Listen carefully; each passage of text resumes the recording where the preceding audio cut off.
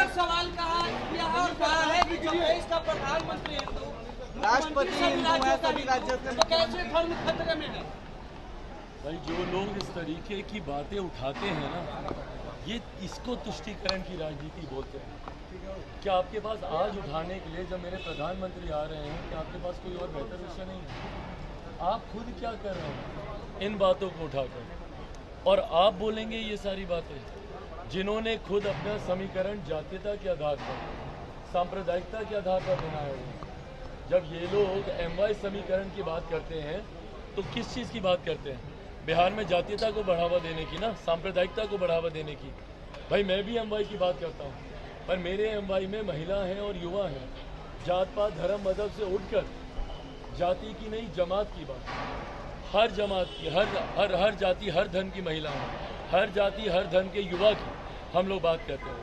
पर ये लोग जब बात करते हैं, ये लोग सिर्फ तुष्टीकरण की राजनीति को साधने, सिर्फ धर्म के आधार पर बिहार को बांटने का, और यही काम इन्होंने दशकों से किया है ना।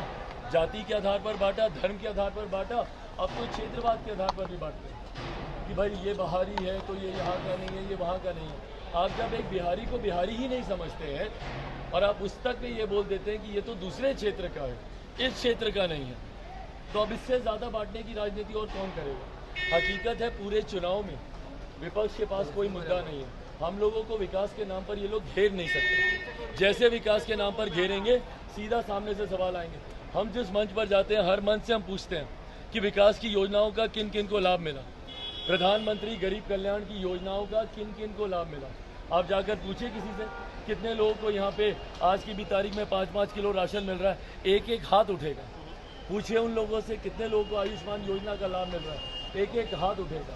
उज्ज्वला योजना हो, ये तमाम योजनाओं का जिनको लाभ मिल रहा है, ये किसान सम्मान निधि का जिनको लाभ मिल रहा है, तो उनका विश्वास प्रधानमंत्री जी पर है। और यही मोदी की गारंटी है जो कि प्रो कंबेंसी हर बार चुनाव में क्रिएट करती है। 14 से बड़ी जीत 19 में, 19 से बड़ी जीत 24 में होने वाली है।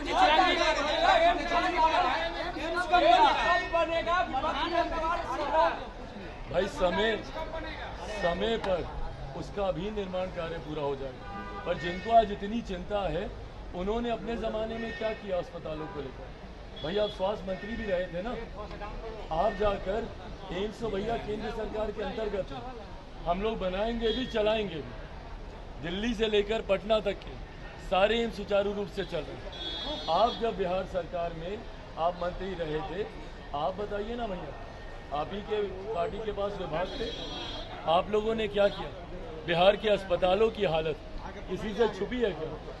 आपकी राज्य में सरकार भी थी, आप ही के परिवार के 2-2 मुख्यमंत्री रहे। ऐसे में बिहार की स्वास्थ्य सेवाएं क्यों नहीं बेहतर हो पाए?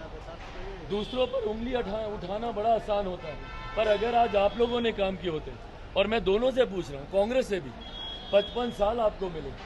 अगर 55 साल केंद्र में आपने किया होता, 15 साल में अगर बिहार को आपने विकास की राह पर आगे लेकर गए होते, तो आज ये सवाल दूसरे से नहीं पूछने पड़ते। आज आप अपनी कामयाबियों के आधार पर आप चुनाव लड़ रहे हैं।